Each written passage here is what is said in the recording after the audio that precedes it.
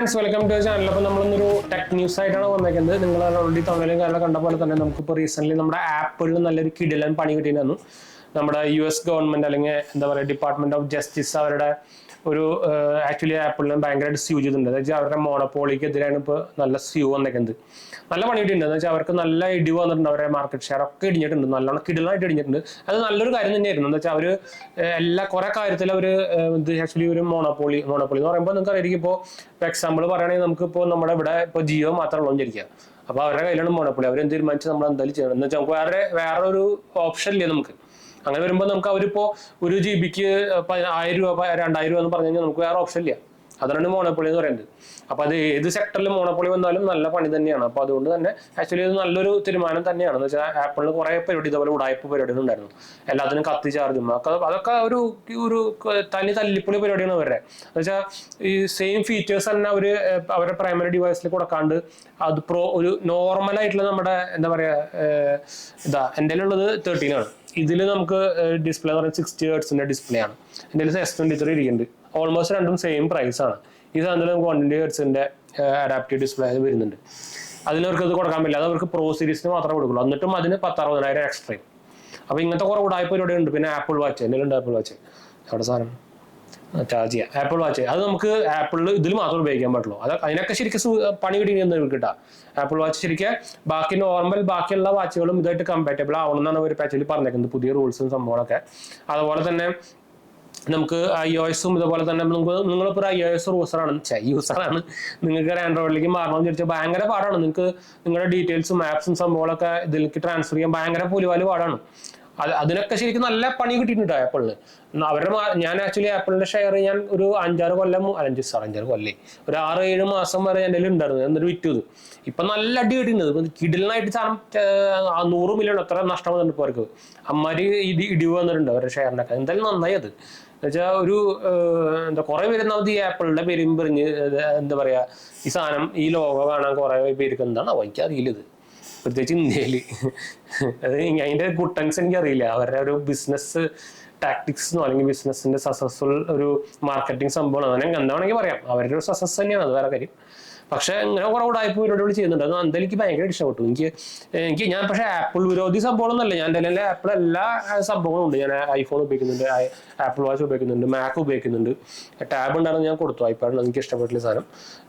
ഞാൻ നമ്മുടെ ആപ്പിൾ ടാബും പെൻസിലും ഉപയോഗിക്കുന്നതാണ്. ഞാൻ കൊടുത്തിട്ട് ഇപ്പോൾ ഞാൻ OnePlus ടാബിലേക്ക് മാറി. എൻ്റെ പെൻസിലാണത്.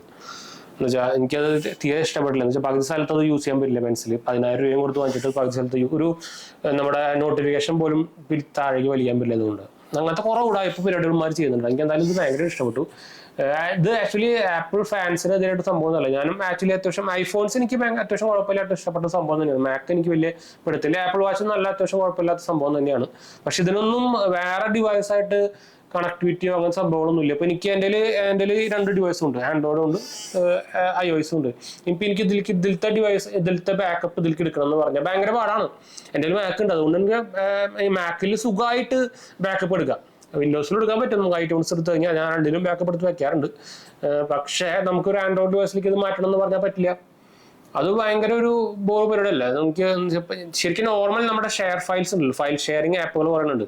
അതെടുത്താൽ തന്നെ നമുക്ക് ഈ രണ്ടെണ്ണത്തിൽ തമ്മിൽ ഭയങ്കര ഒരു കോമ്പാറ്റബിലിറ്റി ഇഷ്യൂ ഉണ്ട്. ചില സമയത്ത് കട്ടാവുക. നമ്മുടെ ആൻഡ്രോയിഡ് പോണ പോലെ സുഖമായിട്ടൊന്നും പോകുന്നില്ല. അങ്ങനെ കുറെ കോമ്പാറ്റബിലിറ്റി ഇഷ്യൂസ് അവർ കൊടുക്കുന്നുണ്ട്. എന്തായാലും അത് ശരിക്കും ഒരു ഇന്ത്യൻ ഗവൺമെന്റ് ഇതുപോലെ ഒരു പണി കൊടുക്കണം അവർക്ക്.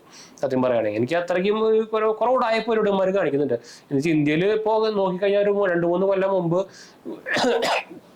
ഇവർക്ക് മാസം 75,000 70,000 യൂണിറ്റൊക്കെ സെയിലാവുന്നു. അതിപ്പോൾ എത്രയാണെന്ന് അറിയോ? 5 ലക്ഷം. അത്രയ്ക്ക് കയറിയിട്ടുണ്ട്. എന്നിട്ട് അവർ കാശ് കുറയ്ക്കുന്നുണ്ട്. അതൊന്നുമില്ല. അത് പോട്ടെ. അത് പിന്നെ ബിസിനസ് ആഗ്രഹിക്കും. പക്ഷെ ഇങ്ങനത്തെ കുറവ് ഉടായ്പ ചെയ്യുന്നില്ലേ?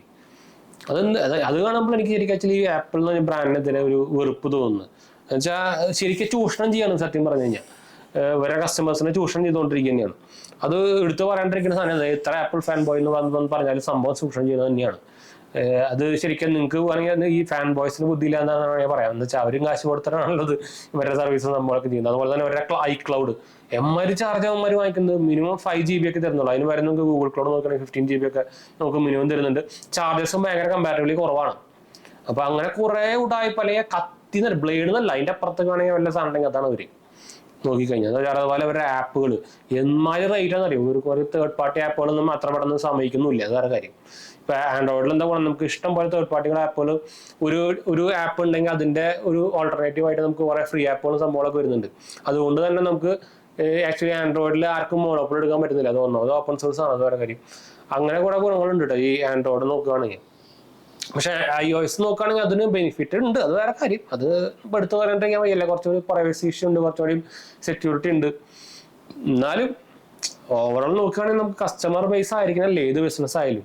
എന്നിട്ടും അവർ സക്സസ്ഫുൾ ആണ്, അതാണ് അവരുടെ വിജയം. എന്തായാലും ഈ ഒരു ഇൻഫർമേഷൻ ഷെയർ ചെയ്യാൻ വന്നപ്പോൾ നിങ്ങളുടെ കാഴ്ചപ്പാട് അല്ലെങ്കിൽ നിങ്ങളുടെ അഭിപ്രായം കമന്റ് ചെയ്യാൻ മറക്കണ്ട കേട്ടോ. അപ്പോൾ എന്തെങ്കിലും സംശയം കമന്റ് ചെയ്യാൻ മറക്കണ്ട. നമ്മളെല്ലാ കമന്റും റിപ്ലൈ കൊടുക്കുന്നതാണ്. നമ്മുടെ 2 മെയിൻ ചാനൽസും കാണാത്തവരെ കണ്ടു സബ്സ്ക്രൈബ് ചെയ്യാൻ സപ്പോർട്ട് ചെയ്യാം കേട്ടോ. അടുത്ത